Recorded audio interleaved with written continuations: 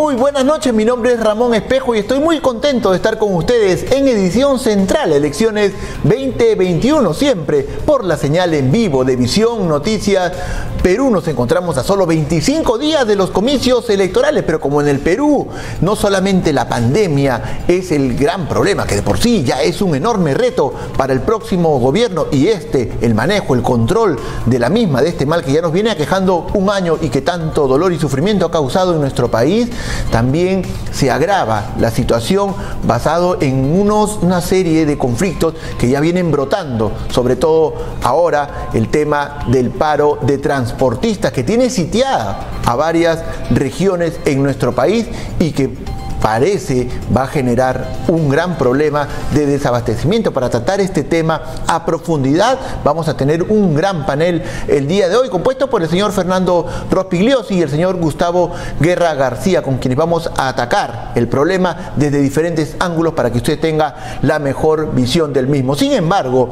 la campaña continúa, pero también está siendo afectada, de cierto modo, queramos o no, por hechos que tienen que ver más con el tema judicial, o en este caso el Ministerio Público, o ambos. ¿Qué ha ocurrido? El día de hoy se ha dado la audiencia donde se pide prisión preventiva para el señor Martín Vizcarra, quien es expresidente de la República y candidato además al Congreso por el partido Somos Perú. El día de hoy se ha dado una audiencia, 8 horas de debate, se ha escuchado los alegatos de la Fiscalía y se ha hecho un cálculo también que tiene que ver con el proceso. Para hablar de este tema y además de otros temas que tienen que ver con el sistema judicial y las propuestas que nos puede hacer la candidata Catherine Ampuero, nos encontramos con ella precisamente para ampliar este panorama y escuchar un poco también de cómo podríamos mejorar el sistema de justicia nacional, apoyados en su expertise en el tema. Catherine, muy buenas noches, bienvenida. Muy buenas noches, muy gentil por esta invitación de poder conversar con ustedes. Bueno, Catherine postula por el Partido Alianza para el Progreso con el número 3, pero antes de iniciar la entrevista respecto a tus propuestas para tu próxima posible gestión en el Congreso de la República, en caso seas favorecida con el voto popular, me gustaría que toquemos un poquito el tema de la audiencia de hoy del señor Martín Vizcarra. Fueron 8 horas de audiencia. Son varias cosas, digamos, que podríamos empezar a notar, pero quería, para que el público tenga claro, ¿qué es puntualmente lo que va a evaluar la jueza, en este caso, María de los Ángeles Álvarez Camacho? Bien, que no nos llame la atención el tiempo de duración de estas audiencias, porque estas suelen ser largas, considerando además de que se trata de ex altos funcionarios del Estado, en donde la medida que está pidiendo el Ministerio Público es una medida muy gravosa, porque está yendo contra la libertad de un ser humano, como es el requerimiento de prisión preventiva. Es una medida de coerción personal, la más gravosa dentro de la norma procesal penal. ¿Qué cosa va a evaluar la jueza para que declare fundado o infundado este requerimiento de prisión preventiva? Lo que va a evaluar es que se cumplan los requisitos que señala la norma procesal penal para que proceda esta medida de prisión preventiva, que es una medida cautelar que se va a dictar mientras dure el proceso. ¿Qué va a evaluar? En primer lugar, la suficiencia de elementos probatorios graves y reveladores que vinculen a la persona investigada, en este caso a Martín Vizcarra, con los graves hechos de corrupción que se le imputan. Los hechos de corrupción que se le imputan es haber recibido onerosas coimas de empresas que estaban interesadas en obtener la buena pro en el gobierno regional de Moquegua, justamente en la época en que Martín Vizcarra era el gobernador regional de esta región, como por ejemplo las obras Lomas de Hilo y Hospital de Moquegua, donde habría recibido pues más de $2 millones de coimas en estas obras. Y yo creo que en este punto, que ya culminó el fiscal, ha habido abundante material probatorio. Entonces, en ese aspecto, considero que el primer requisito para la prisión preventiva se ha cumplido. Ya, se ha cumplido. Detengámonos ahí un minutito. Germán Juárez Atoche, efectivamente, lo que mencionas, ha expuesto respecto de estos medios probatorios. La pregunta que te haría es, partiendo desde nulo conocimiento de derecho, a veces se confunde estas audiencias con un juicio adelantado. No tiene absolutamente nada que ver. Entonces, ¿por qué se demora tanto en probar un delito si es que hay otros elementos que se van a evaluar para la prisión preventiva? Bien, la prisión preventiva ahora no solamente es el cumplimiento de este primer requisito, que como bien señalábamos, está suficientemente probado por el Ministerio Público, sino también se tienen que cumplir dos requisitos más. Okay. Uno de ellos es el prognosis de la pena. ¿Qué quiere decir? La pena probable que se va a emitir en contra de Martín Vizcarra en el caso de existir una sentencia condenatoria. ¿En este caso, y esta pena tiene que ser superior a los 4 años. ¿Fue cuánto? ¿34 me parece? Superior a los 4 años, no, pero, tiene que ser. Es lo que señala la norma. Ya, pero en este caso de Vizcarra es 34 años, me parece. Exactamente, por eso. El segundo requisito también no hay ningún problema en cuanto a al cumplimiento de este segundo requisito, porque la pena probable para Martín Vizcarra supera en demasía el mínimo legal establecido por la norma. Entonces eso ya no reviste mayor discusión, mayor debate. Y el tercer requisito que se tiene que cumplir para que se declare fundado esta medida es lo que se denomina o se llama el peligro procesal. ¿Qué quiere decir el peligro procesal?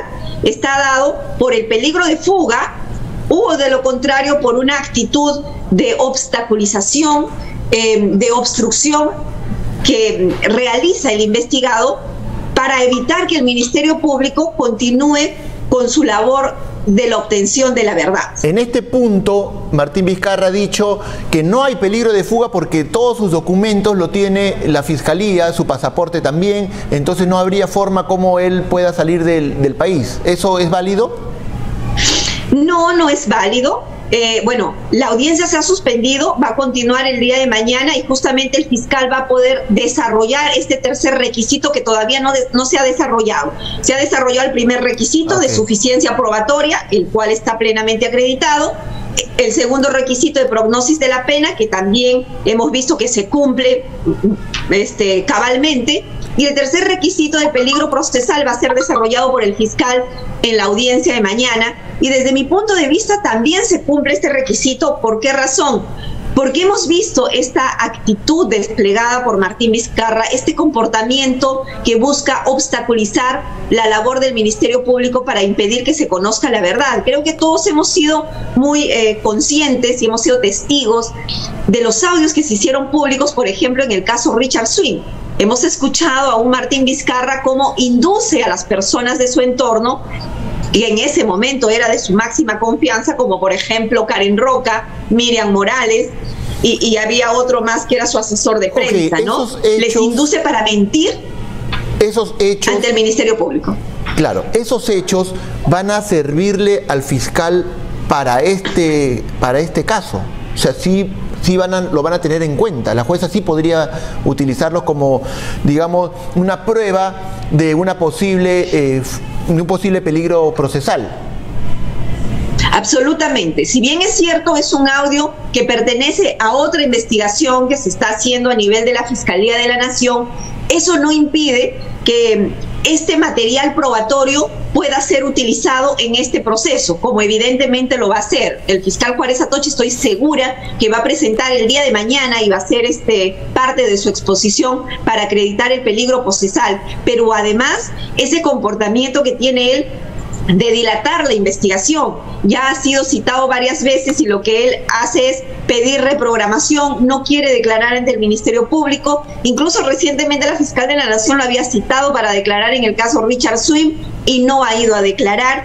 Y esta excusa que él dice de que ya presentó su pasaporte, entregó su pasaporte, de cuando acá para que tú salgas por la frontera, por ejemplo, al Ecuador, te piden pasaporte. Uno viaja simplemente con el DNI. Además, incluso cuando las personas tienen impedimento de salida del país, como en el caso, por ejemplo, de vocal supremo César Inostroza, que tenía un impedimento de salida del país, salir por la frontera, claro, ¿verdad? Sí, incluso acompañado de toda una escolta policial que le dio pase en la frontera. Entonces, esos no son argumentos válidos como para decir que aquí no se cumple el requisito de peligro procesal, y hay que tener en cuenta también que no queremos tener casos como en el pasado, en que las personas, como ven que se les viene la noche, como en este caso, porque lo que se le imputa a Martín Vizcarra no es cualquier cosa, son hechos muy graves de corrupción, claro, donde se le está imputando la comisión del delito, de uno de los delitos más graves, que incluso la pena puede llegar hasta 15 años solo por delito de colusión.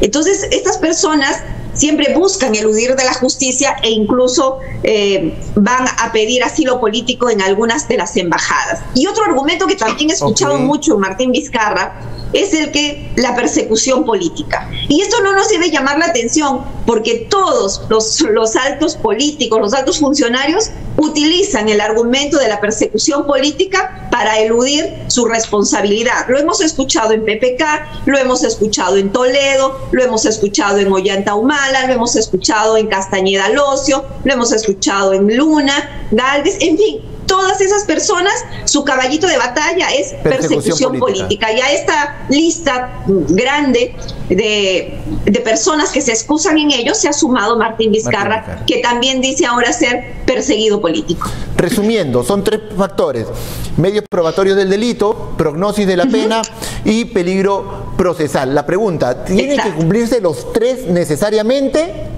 O si es que uno de ellos no se llega a explicar o cuadrar bien, o no se toma en consideración, ya definitivamente se cae todo. Y la siguiente pregunta sería si es que la jueza va a tener que pronunciarse sobre el pedido de 18 meses de prisión preventiva, o hacia abajo puede a criterio dictar menos tiempo, o de repente otras medidas restrictivas. Ya.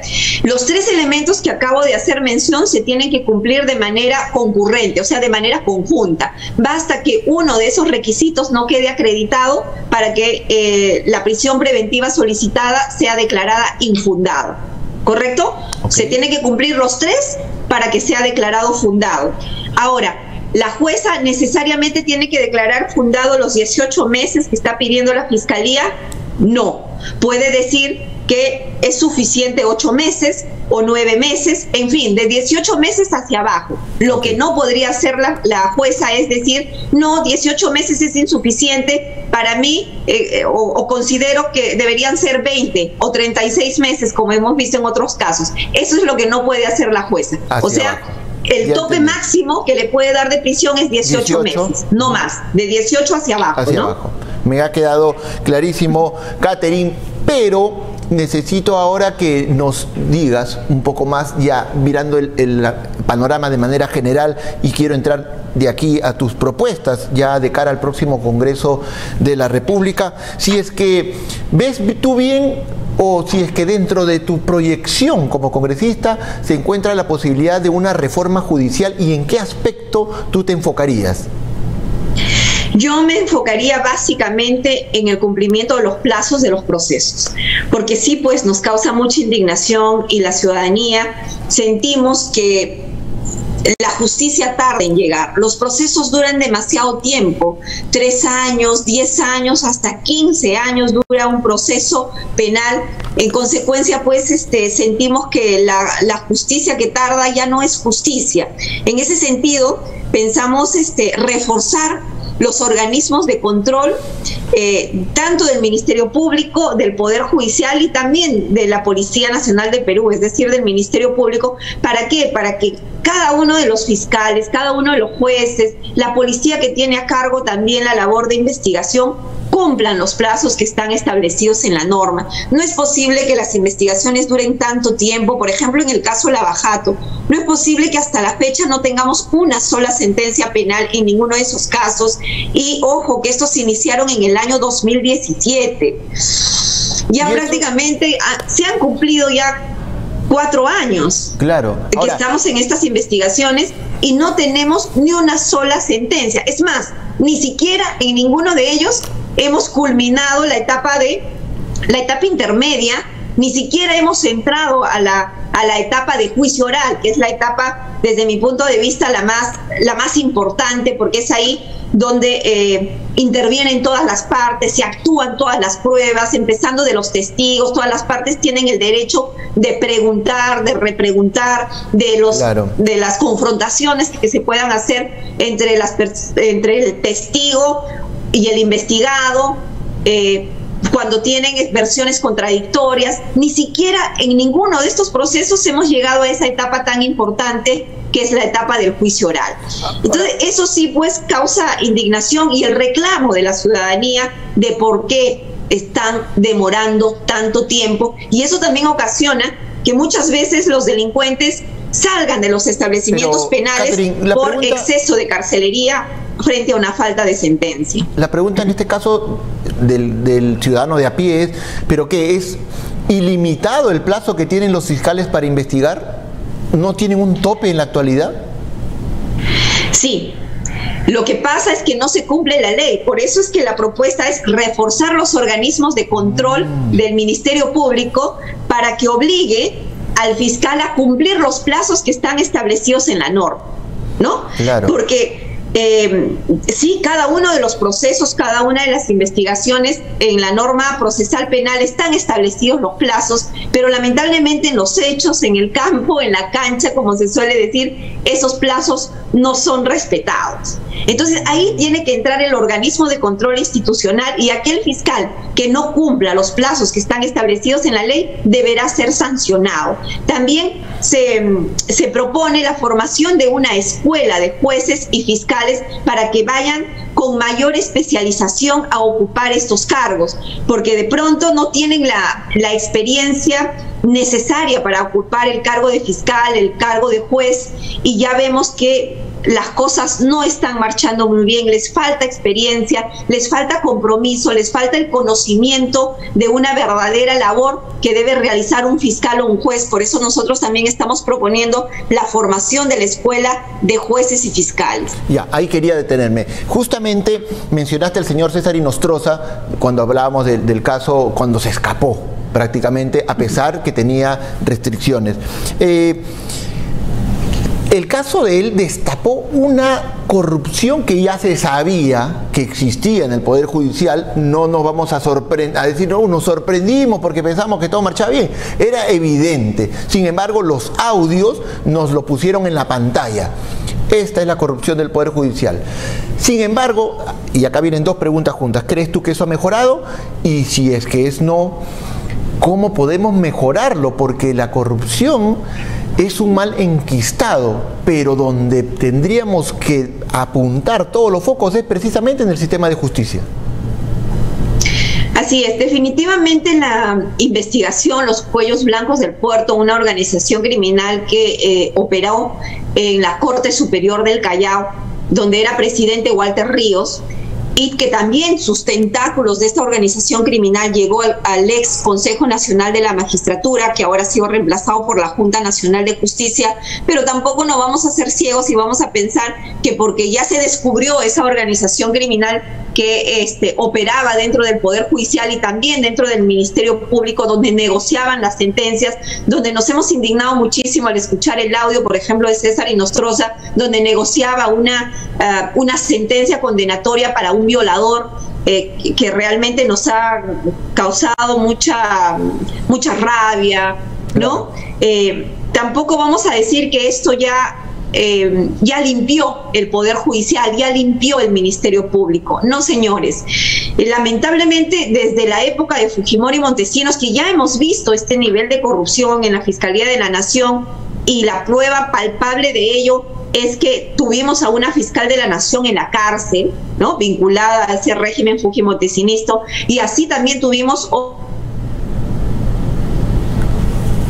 ¿Qué pasó? Nos cuenta ahora la fecha que no se erradicó, no se limpió totalmente estos malos funcionarios, malos jueces, malos fiscales, y ahora con el descubrimiento de esta organización criminal Los Cuellos Blancos del Puerto tampoco se ha limpiado. Más bien hemos visto que han sacado a los corruptos de un lado pero han blindado a corruptos de otro lado.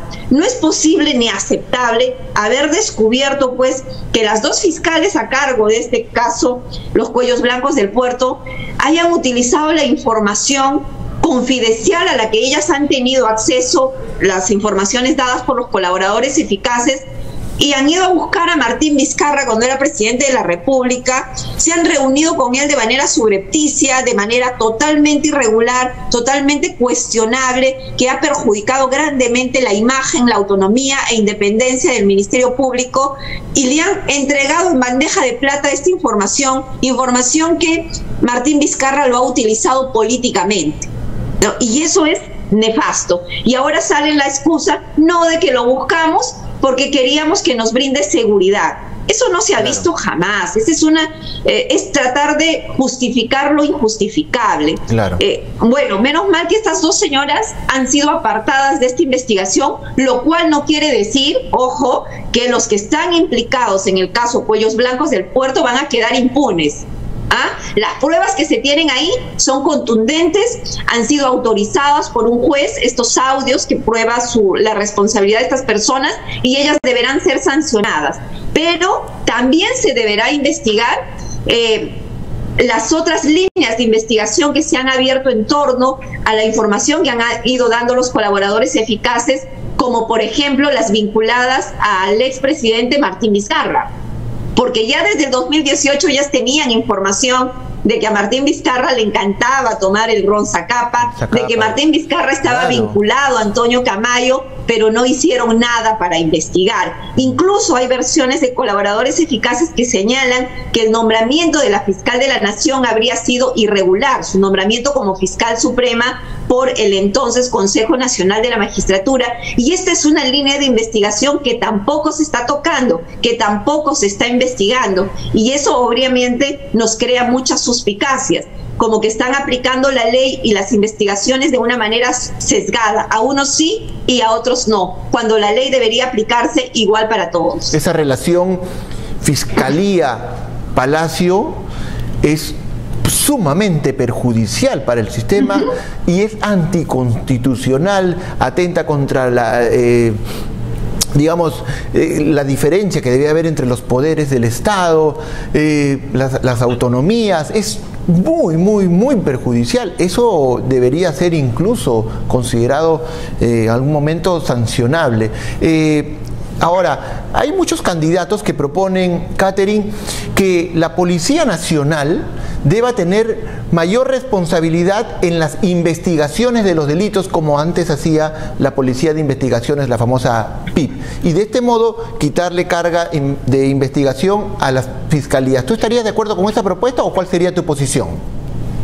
Mi posición es que realmente ellos deben hacer un trabajo coordinado, un trabajo conjunto, más allá de estarse peleando por quién tiene más poder dentro de la investigación.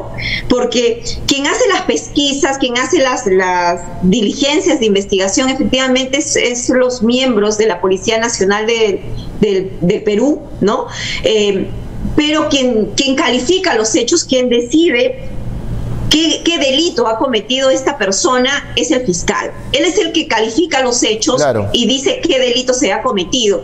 En ese sentido, yo creo que lo que se tiene que hacer, en vez de estar peleándose estas dos instituciones del Estado, que al final los más perjudicados somos el pueblo y los que salen beneficiados son los delincuentes, deben tener y aprender a trabajar de manera coordinada, de manera conjunta. Eso es lo que deben hacer estas dos instituciones del Estado. Ahora, el tema básicamente de la seguridad se le ha cargado, de cierto modo se ha hecho como un cuello de botella en la Fiscalía. Y de algún modo también vemos que la carga procesal es enorme. ¿Cómo podríamos aligerarla? ¿Cómo podríamos hacer, tú que si es que el pueblo así lo quiere, vas a ser congresista, qué propondrías para que esto no sea así y, como tú acabas de decir muy bien, el pueblo no salga perjudicado precisamente con este cuello de botella? Bien, Ahora va a ser un poco difícil por el tema de la pandemia, que definitivamente ha retrasado y muchas investigaciones, ¿no? Muchos actos de investigación que no se han realizado. Incluso algunos lamentablemente van a quedar en la impunidad, porque esta pandemia también ha quitado la vida a muchos investigados, como por ejemplo a Peter Ferrari. No sé si te acuerdas que claro, era conocido como un gran traficante vinculado a la minería ilegal, al oro, claro, ¿no? Al oro. Peter Ferrari también fue víctima del COVID, pero era una persona que tenía muchas pruebas en su contra y que lamentablemente ya no se ha podido emitir una sentencia condenatoria en su contra. También muchos testigos han fallecido, y eso evidentemente va a perjudicar la labor del Ministerio Público, que no va a poder acreditar en muchos casos los delitos. Yo creo que muchos deben estar felices también de la muerte de Mamani, por ejemplo, el excongresista que grabó, claro, ¿verdad?, por el tema de la vacancia de PPK y el negociado que hubo con el indulto de Alberto Fujimori. Y por ahí muchos del gobierno de PPK en ese entonces, como el exministro Así es la Nuez, ¿no? Él también probablemente debe estar feliz con que la principal prueba de cargo, digamos que era el testimonio de este excongresista, haya fallecido. Yo creo que aquí lo que nos toca realizar es, personalmente yo creo que debemos evaluar el poder reducir los plazos de investigación, porque los casos complejos, si bien es cierto, necesitan más plazo de investigación que un proceso simple, un proceso ordinario, pero tampoco este plazo debe ser tan excesivo. Por ejemplo, en el tema de crimen organizado, la investigación puede durar, la preliminar puede durar 36 meses y la preparatoria otros 36 meses. Entonces estamos hablando de 72 meses. Imagínate cuántos años. Demasiado. Yo creo que ahí habría que analizar el poder reducir los plazos, y que tanto la investigación preliminar como la propia preparatoria, los dos juntos, no deben superar los 36 meses. Claro. Pero no que cada uno tenga un plazo de 36 meses, porque imagínate de cuántos años estamos hablando. Y a eso todavía se suma la etapa del juicio oral, después la sentencia, después los recursos de apelación, después el recurso de casación. Claro. Y termina durando 15 años. Podemos empezar con reducir, ¿no es cierto?, esos plazos. Bien, Catherine, se nos ha agotado el tiempo y siempre nos queda temas pendientes contigo, porque además tienes muchos conocimientos y sería bastante bien aprovechados en un próximo Congreso de la República. Pero ahora necesito que nos digas por qué el 11 de abril debemos marcar el número 3 de Alianza para el Progreso, representado en Catherine Ampuero. Un minuto, adelante, Catherine. Gracias. Yo, Catherine Ampuero, soy una abogada sanmarquina con 20 años en el ejercicio de la profesión, y cuando fui nombrada procuradora del caso Odebrecht, denuncié al presidente que me nombró en el cargo, Pedro Pablo Kuczynski, por hechos de corrupción. También denuncié a otros presidentes de la República, a la alcaldesa Susana Villarán, a los empresarios y empresas que conformaron el rubro de la construcción. Así que yo soy garantía de una verdadera fiscalización sin blindajes en el Congreso de la República. Por eso yo te invito a marcar el A de Alianza para el Progreso y escribir el número 3, porque cuando de la lucha contra la corrupción se trata, yo, Catherine Ampuero, no me caso con nadie. ¿Y por qué Alianza por el Progreso? Porque César Acuña Peralta es una persona que tiene esa capacidad de gestión demostrada tanto en lo público como en lo privado. Da trabajo a miles de familias, paga impuestos, no goza de beneficios tributarios, porque su Universidad César Vallejo es una SAC, una sociedad anónima cerrada, no tiene procesos por corrupción, no tiene acusaciones de haber recibido coimas o dinero de empresas corruptas brasileñas o peruanas, no se encuentra investigado por el equipo especial Lava Jato.